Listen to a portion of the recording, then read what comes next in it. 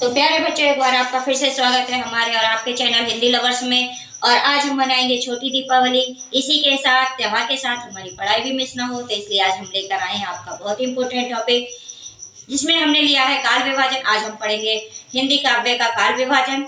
और आइए समय न गवाते हुए हम अपनी वीडियो शुरू करते हैं। तो चलिए देखते हैं काव्य का इतिहास। और इसमें सबसे इम्पोर्टेंट होता है इसका काल विभाजन।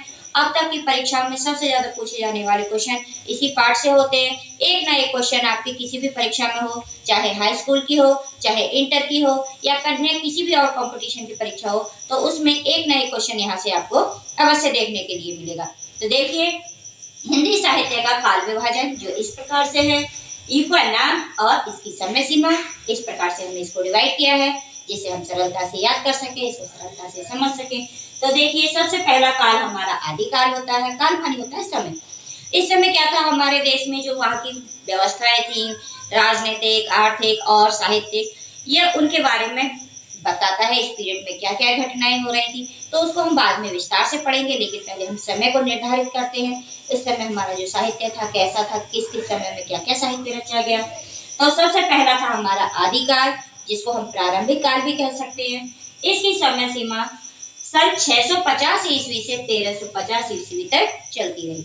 इसके बाद हमारा आया 1350 ईस्वी के बाद हमारा आया जो समय था वो पूर्व मध्यकाल कहलाया। और इस पूर्व मध्यकाल की समय सीमा 1350 ईस्वी से 1650 ईस्वी तक मानी गई। इसके बाद जो 1650 ईस्वी का जो समय था, उसमें क्या हुआ कि जो हमारा कहते हैं ना, किसी भी चीज की एकदम से ना तो शुरुआत होती है और ना एक ही एकदम से अचानक से अंत होता है। इसकी धीरे धीरे शुरुआत थी, और जो पूर्व मध्य काल था, इसमें धीरे धीरे क्या हुआ, रीतिकाल की लक्षण पलकने लगे। और इसको जो पूर्व मध्य काल का जो समय था, उसके जो अंत होते होते उसको उत्तर मध्य काल के नाम से जाना जाने लगा। और ये उत्तर मध्य काल की जो हमारी समय सीमा थी, वो 1650 ईस्वी से 1857 ईस्वी तक मानी गई है। जो हमारे हिंदी के विद्वान हैं, उन्होंने इस प्रकार से इसको निर्धारित किया है। इसके बाद 1857 से के बाद का जो समय था, उसको आधुनिक काल के नाम से जाना गया। और आधुनिक काल की जो समय सीमा थी, वो 1850 ईस्वी से आज तक है, क्योंकि हमारा जो आज का समय है, हम आधुनिक समय में जी रहे, तो ये जो समय है वो आधुनिक काल है। आगे चल के जो हमारा आधुनिक काल था, वो 5 भागों में बट गया है। कुछ लोगों ने इसको 4 कालों में ही बताया है, लेकिन हम आपको प्रत्येक चीज आपको बताएंगे, स्पष्ट कराएंगे। तो जो हमारा आधुनिक काल था, सबसे पहले ये बटा भारतेंदु युग, जो हमारे हिंदी साहित्य के जाने माने लेखक भी हैं, गद्य के भी लेखक है, और काव्य जगत में भी इनका एक प्रख्यात नाम है। उन्हीं के नाम पे इसका जो समय है, जो काल था, उन्हीं के नाम पे इसको जाना गया। इनका नाम था भारतेंदु युग। और भारतेंदु युग की जो समय सीमा थी, वो 1850 ईस्वी से लेकर 1900 ईस्वी तक मानी जाती है। 1900 के बाद का जो समय था, वो द्विवेदी युग के नाम से जाना जाता है। ये भी हिंदी के एक जानी मानी महान हस्ती हैं, और इनका नाम है महावीर प्रसाद द्विवेदी जी।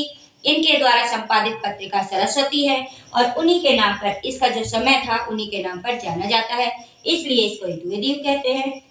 और इसकी समय सीमा 1900 ईस्वी से लेकर 1920 ईस्वी तक मानी जाती है, लेकिन कुछ विद्वान इसको 1919 भी मानते हैं, और कुछ विद्वानों का मत है कि ये 1918 तक में ही समाप्त हो गया। लेकिन जो 18 तक मानने वाले हैं, उनका विरोध करते हुए कुछ विद्वान लेखकों ने कहा कि नहीं, ये समय 1919 तक चला। लेकिन कुछ और भी विद्वान थे, उन्होंने कहा नहीं, इसकी समय सीमा 1920 तक थी। लेकिन ये जो था 1920 का समय, ये निर्धारित मान लिया गया है। अब आगे की ओर जो इसके बाद का समय जो था, छायावादी युग के नाम से जाना गया। छायावादी युग की समय सीमा 1920 ईस्वी से 1938 ईस्वी तक चली। और 1938 ईस्वी के बाद का जो समय था, उसको छायावाद उत्तर युग कहा जाता है। कुछ विद्वानों ने इसको छायावाद उत्तर देकर ही तीसरी कर दी, लेकिन कुछ विद्वानों ने इसको और विस्तार से पढ़ा और इसके बारे में विस्तार से बताया, उसको जाना। उन्होंने कहा ये जो छायावाद उत्तर युग है, आगे चल के 3 भागों में बटा, कुछ कहते हैं 2 भागों में बटा। तो ये किस प्रकार से बटा, उसको जानिए। ये छायावाद उत्तर युग है प्रगतिवादी और प्रयोगवादी। इस युग में बटा और इसकी समय सीमा जो थी 1938 से लेके 1953 ईस्वी तक चली, क्योंकि 1838 और 1953 में जो था कुछ समय प्रगतिवादी लेखकों का था और कुछ जो था प्रयोगवादी का था। प्रगतिवादी ने छायावाद से निकलकर आगे की ओर, आधुनिक युग की ओर, नई नई चीजों की ओर प्रगति की और जो उनके आसपास का जो माहौल था उसके बारे में बताया।